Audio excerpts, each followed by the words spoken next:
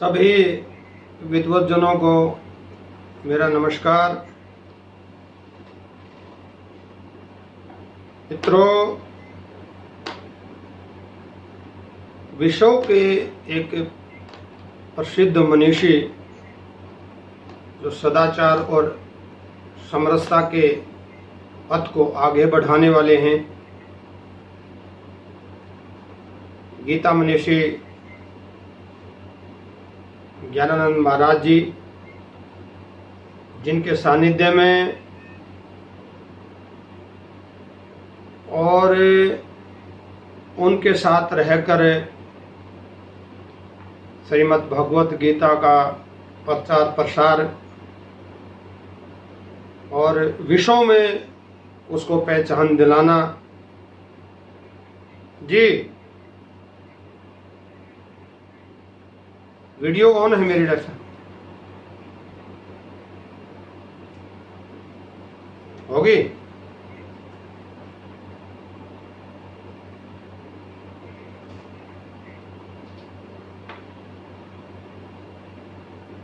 जिस महाग्रंथ की हम बात कर रहे हैं, महाकाव्य की बात कर रहे हैं, ये विश्व के महानतम ग्रंथों में से एक हैं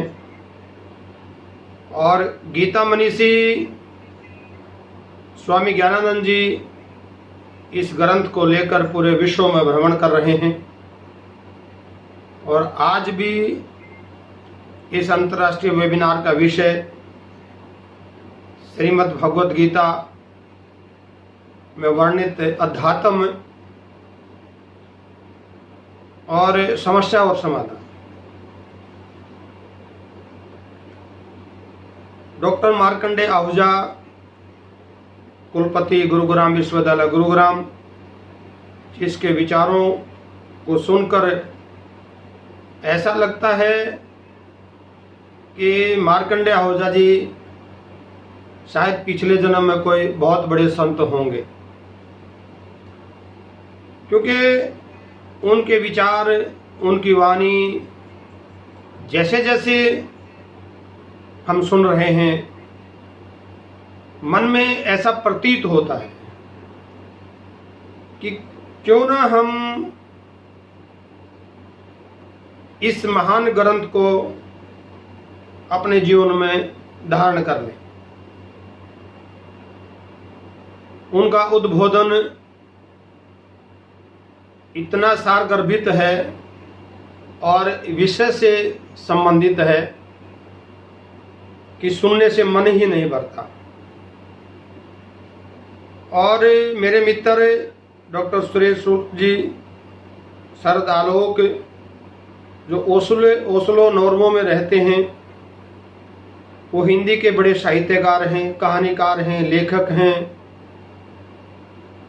और हिंदी की जो नॉर्वे में ज्योत जला रहे हैं, जो दिया जला रहे हैं, उनको नमन करता हूं, उनको प्रणाम करता हूं कि 40 वर्षों से आप हिंदी की जो ज्योत जलाए हुए हैं, भारत की संस्कृति और भारत के साहित्य की। मैं आभार व्यक्त करता हूं डॉक्टर आरपी सैनी का, प्राचार्य DOVPG महाविद्यालय करनाल, जो निरंतर इस प्रकार के वेबिनार कर रहे हैं कि कोरोना काल में कैसे उससे निपटा जाए। और महाविद्यालय के जो सहयोगी हैं, जो संयोजक हैं, डॉक्टर पूनम जी, डॉक्टर राजश्री जी, और हमारे साथ जुड़े हैं रोहतक से डॉक्टर अंजू आहूजा जी, डॉक्टर ऋषिपाल जनता महाविद्यालय कॉल से, और जहाँ तक प्रत्यक्ष और अप्रत्यक्ष रूप से शोधार्थी, विद्यार्थी, शिक्षक जुड़े हैं। मैं इतनी बात कहना चाहूँगा कि जिस ग्रंथ पर हम चर्चा कर रहे हैं और समाधान और समस्याओं पर बात कर रहे हैं। समाधान कैसे हो, क्योंकि मुसीबत तो हर इंसान पे आती है, हर समय आती है, लेकिन उसका निदान करने का हमारे पास ही साधन है।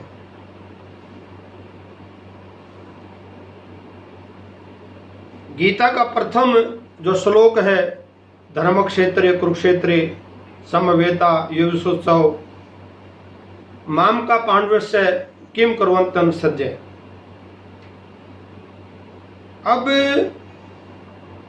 धृतराष्ट्र संजय से कह रहे हैं कि धर्म भूमि कुरुक्षेत्र में एकत्रित युद्ध की इच्छाओं वाले मेरे और पांडवों के पुत्रों के बीच में क्या चल रहा है। चिंतन और सोचने की बात है कि महाभारत की पृष्ठभूमि क्यों तैयार हुई है। एक परिवार के सदस्य हैं और पांडव अगर इस दुनिया से चले गए तो वो भी मेरे भाई के बेटे हैं। तो दो चीजें इसमें मेरे सामने आती हैं, भेद और बुद्धि। भेद का अभिप्राय है कि धृतराष्ट्र ने अपने भाई और अपने बेटों के बीच में भेद उत्पन्न कर दिया और उस भेद का कारण ही युद्ध हुआ। अगर बुद्धि से काम लेते तो शायद महाभारत नहीं होता। अगर द्रौपदी का चीरहरण नहीं होता और युधिष्ठिर द्वारा राज्य से 5 गांव अगर उनको दिए जाते तो शायद युद्ध टल सकता था। लेकिन जब इच्छा ही बनी हुई है और युद्ध होना ही है, अब यहां योगेश्वर कृष्ण भगवान कह रहे हैं कि इच्छाएं जो मन में उत्पन्न हो रही हैं वो किसी न किसी रूप में बाहर आएंगे। और आज हमारे सामने 21वीं सदी में कोरोना काल में जो घटनाएं घट रही हैं और जैसे हम उस परेशानी का सामना कर रहे हैं,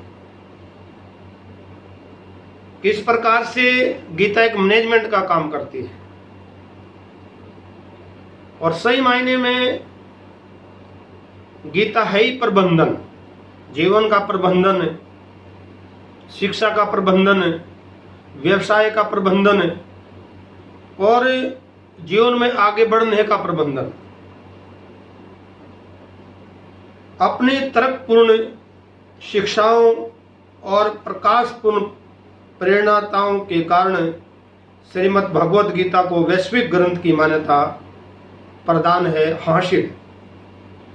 वर्तमान की तनावपूर्ण परिस्थितियों में गीता स्ट्रेस मैनेजमेंट है और उस स्ट्रेस मैनेजमेंट में यह बहुत कारगर कुंजी है। अगर हम इसको जीवन में अपना लें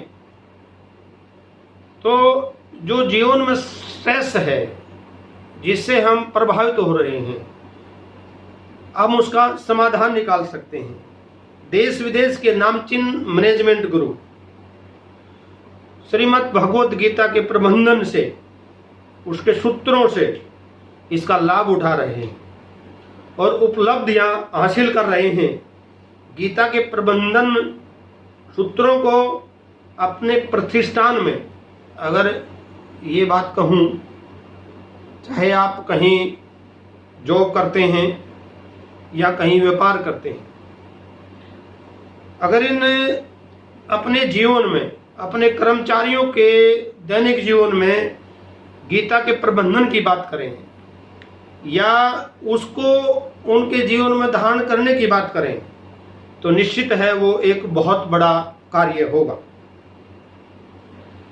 अब बहुत सारे ऐसे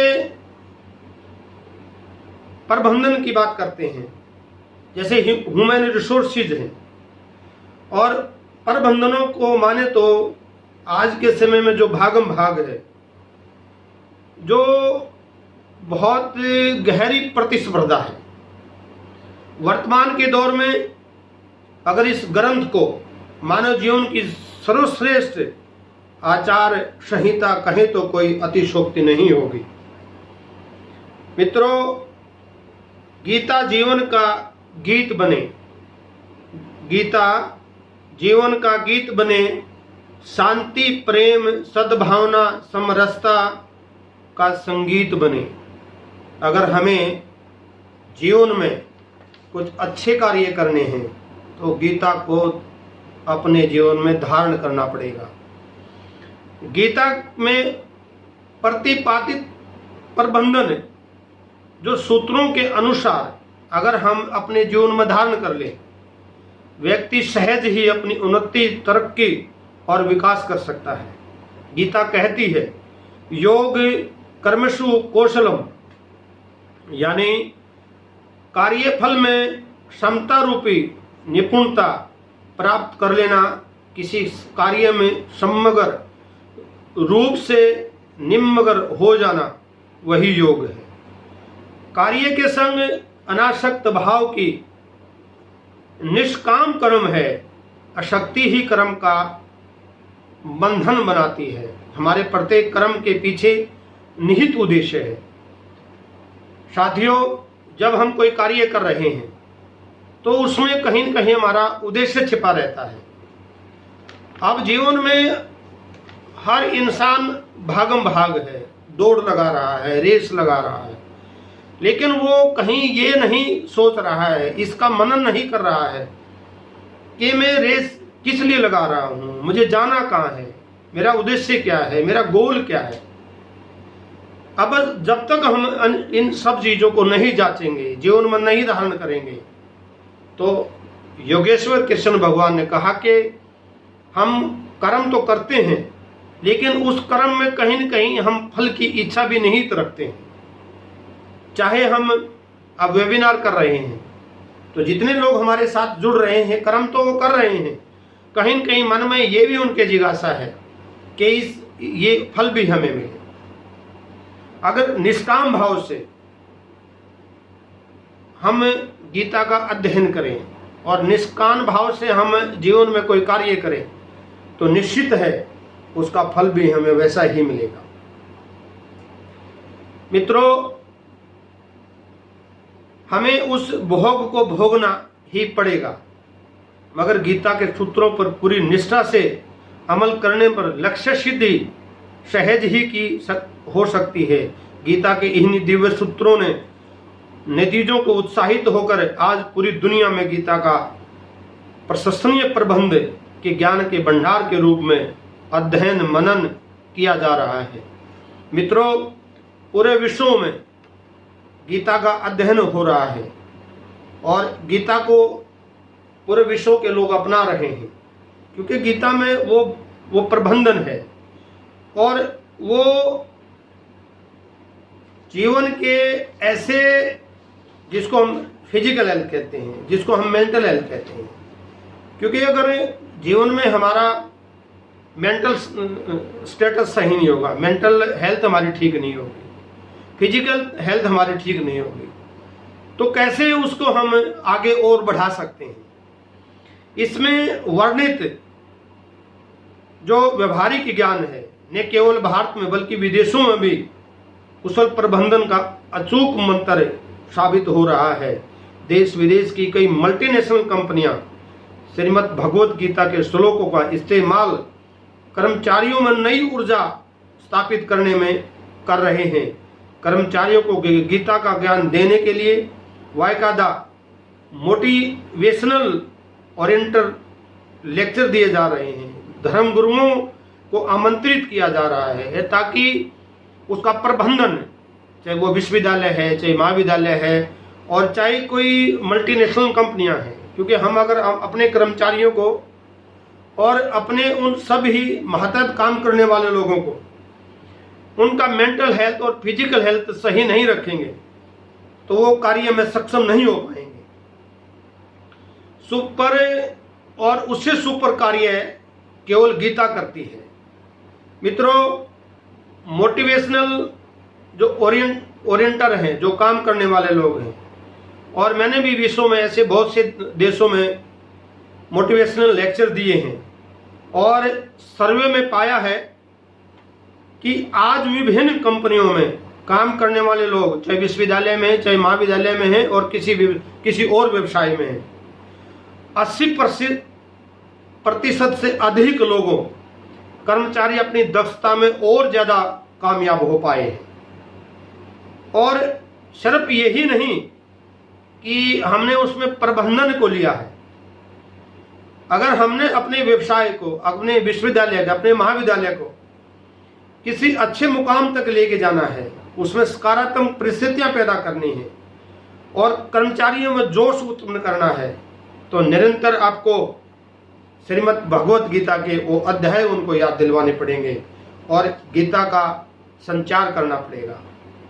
और गीता की शिक्षाओं में मानव के जीवन में सकारात्मक ऊर्जा का संचार करना होगा। वस्तुतः गीता सिर्फ पुस्तकीय ज्ञान नहीं है, बल्कि समग्र जीवन दर्शन है जो समूची वसुधा को आगे ले जाने का काम करती है।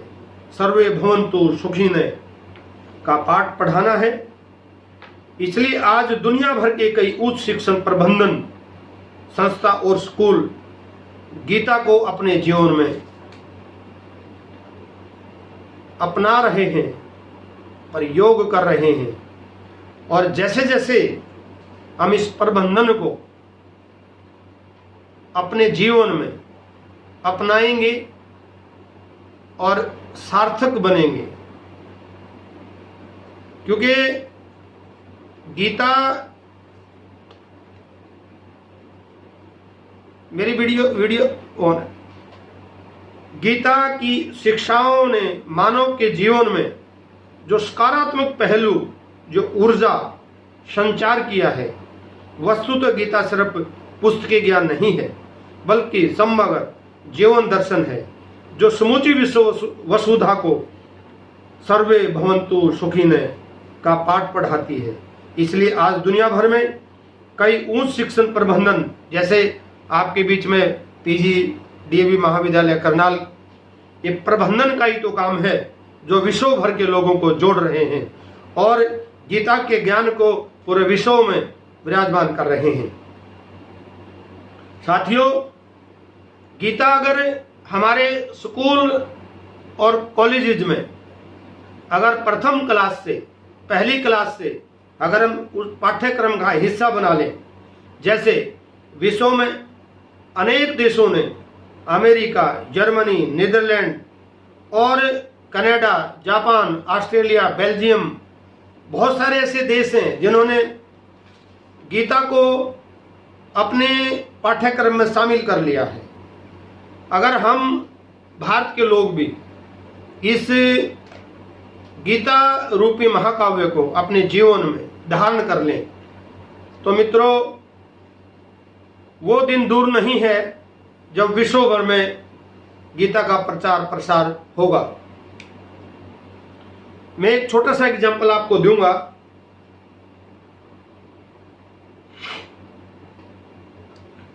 एक बार कुएं और नदी की बात हो रही थी। कुएं ने नदी से कहा कि आप पहाड़ों से चलकर मैदानी इलाके में आती हैं और मैदानी से चलकर आप समुद्र में समाहित हो जाती हैं, और जब पहाड़ों से चलती हैं तब आप मीठी होती हैं, और जब समुद्र में जाती हैं तो खारी हो जाती हैं। और मैं नीचे से ऊपर आता हूँ, और मैं जब नीचे होता हूँ तब भी मीठा होता हूँ और ऊपर आने के बाद भी मीठा होता हूँ। लेकिन आप प्यासे के पास जाती हो, और कुआं ने कहा कि प्यासा मेरे पास आता है।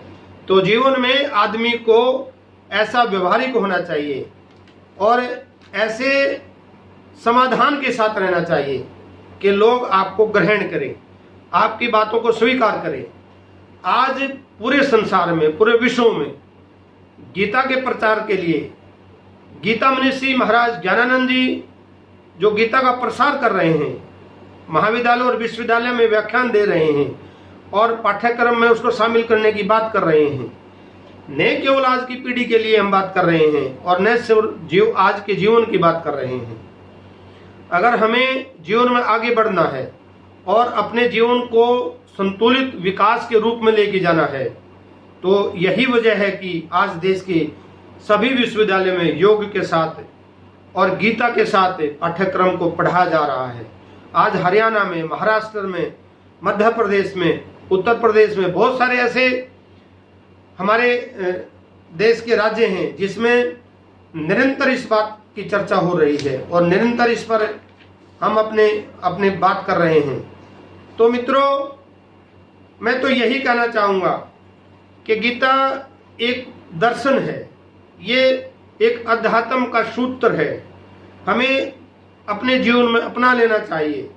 और श्री कृष्ण ने इसलिए इसको लोगों को प्रेरित करने के लिए कहा क्योंकि वे विश्व के महानतम अध्यात्मों में अपनी बात करते हैं और दर्शन की बात करते हैं। और वो क्योंकि जीवन के कुछ ऐसे पहलू हैं, जीवन के कुछ ऐसे दर्पण हैं जिसको मनुष्य ने अपने जीवन में धारण करने चाहिए। मनुष्य को यदि जीवन के उन 5 तत्वों को समझना होगा, उनको जीवन में धारण करना होगा और उन पर अधिक से अधिक समय लगाना होगा और उसका विश्लेषण भी करना होगा। और जब हम उनका विश्लेषण करेंगे, जैसे पृथ्वी तत्व है, जल तत्व है, अग्नि तत्व है, वायु तत्व है, आकाश तत्व है, ये सब तत्व हमारे जीवन के आधार हैं। अगर जीवन तत्वों को हम अपने जीवन में आधार नहीं मानेंगे तो निश्चित है कि वो हमारे जीवन में किसी प्रकार से फलीभूत नहीं हो सकते। और आज जिस गीता पे हम चर्चा कर रहे हैं और जिसको हम आधार मान रहे हैं, और अभी गीता मनीषी ज्ञानानंद जी महाराज ने कहा और मार्कंडेय जी ने कहा कि गीता वो ग्रंथ है जिस ग्रंथ को धारण करने से आपकी समस्याओं का समाधान है। अब हम जिन जिन समस्याओं को लेकर जीवन से जूझ रहे हैं, नित्य प्रतिदिन जो समस्याएं हमारे दैनिक जीवन में आ रही हैं, उसका समाधान गीता के अंदर है। और ये ग्रंथ अगर हमने अपने जीवन में निभा लिया, जीवन में धारण कर लिया, तो निश्चित है इसका समाधान आपको मिल जाएगा। और बहुत सारे ऐसे एग्जाम्पल आपके सामने हैं कि जिन लोगों ने गीता को धारण किया है। और कृष्ण भगवान ने जो गीता का संदेश अर्जुन को दिया था, अब कहने के लिए श्रीमद् भगवद गीता में ये है कि कृष्ण भगवान ने अर्जुन को ये संदेश सुनाया, लेकिन ये पूरे विश्व के मानव मात्र के लिए संदेश है कि आप इस संदेश को केवल अर्जुन के लिए ना समझें, ये स्वयं के लिए भी है। और जिस दिन हमने इसको अपने जीवन में धारण कर लिया, इस सत्यता को जान लिया कि उस सत्यता को जानने के लिए हम भटक रहे हैं, कभी इधर जा रहे हैं, कभी कोई रेस लगा रहे हैं। जैसे अर्जुन से पूछा था कि आपको क्या दिखाई दे रहा, तो उन्होंने कहा कि मुझे मछली की आँख दिखाई दे रही है। तो मैं तो यही कहना चाहूँगा कि ये जो महाकाव्य है, जो गीता है, आपको संदेश दे रही है कि आप उस कर्म क्षेत्र को, जो कर्म आपने चुना है, जो आपका धर्म है, जो कर्तव्य है आपका, उसकी पालना करिए। लेकिन आज हमने अपने जीवन में कर्तव्य निष्ठ नहीं है, हम उस धर्म के प्रति भी निष्ठावान नहीं है, क्योंकि आज हमने धर्म को रिलीजन के साथ जोड़ लिया है। वो चाहे ईसाई धर्म है, चाहे बौद्ध धर्म है, और चाहे वो हिंदू धर्म है। जबकि श्रीमद् भगवद गीता में धर्म का मतलब कर्तव्य है, और वो कर्तव्य की पालना के लिए योगेश्वर कृष्ण भगवान ने अर्जुन को संदेश सुनाया था। और वो जिज्ञासा थी, और उस जिज्ञासा को जगाने के लिए प्रोत्साहित किया था, उसको उत्साहित किया था। ये धर्म क्षेत्र है, ये कुरुक्षेत्र है, और इसमें आपने अपना कर्म करना है। आपके सामने कौन है, कौन नहीं है, इस बात से कोई संबंध नहीं है। आप अपना कर्म करिएगा। आपका धर्म है कि आप अपने कर्तव्यों के साथ निष्ठावान से रहिएगा। मित्रों, आप भी बहुत लंबे समय से इसके साथ जुड़े हैं। और कहने तो मैं कहता हूं कि गीता में 750 श्लोक हैं। अगर एक श्लोक पर भी अगर हम कोई वेबिनार करवाएं तो उस पर पता नहीं 7 और 10 दिन लगे या 20 दिन लगे।